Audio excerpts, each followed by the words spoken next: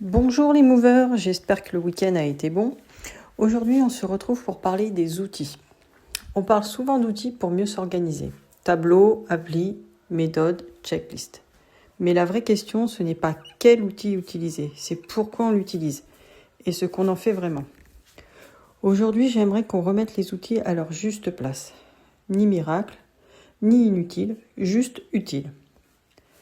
En réalité, on cherche des outils quand quelque chose coince, quand on a trop d'informations, trop de sollicitations ou la sensation de courir après le temps. L'outil devient alors une tentative de réponse au désordre. Mais sans cadre, il ne fait souvent que déplacer le problème.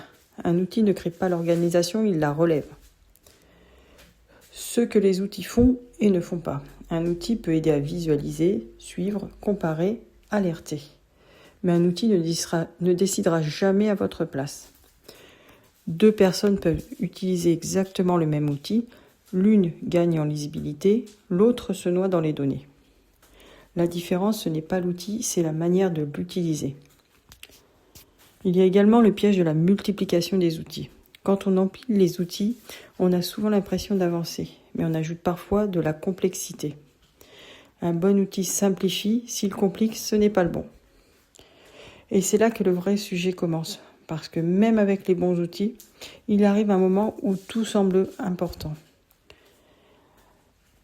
Conclusion, les outils sont précieux, mais ils doivent rester des supports, pas des béquilles. Avant de chercher un nouvel outil, posez-vous cette question simple. Qu'est-ce que je veux vraiment clarifier ? Dans notre prochaine vidéo, on parlera de ces moments où tout semble important et où il faut pourtant faire des choix.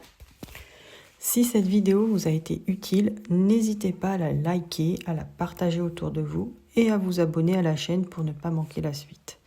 Avant la prochaine vidéo de jeudi, je publierai un petit hors-série, un format questions-réponses pour clarifier la démarche de la chaîne et répondre aux interrogations qui reviennent le plus souvent. Et jeudi, on se retrouvera pour parler d'un sujet clé, priorisé quand tout semble important. À très vite!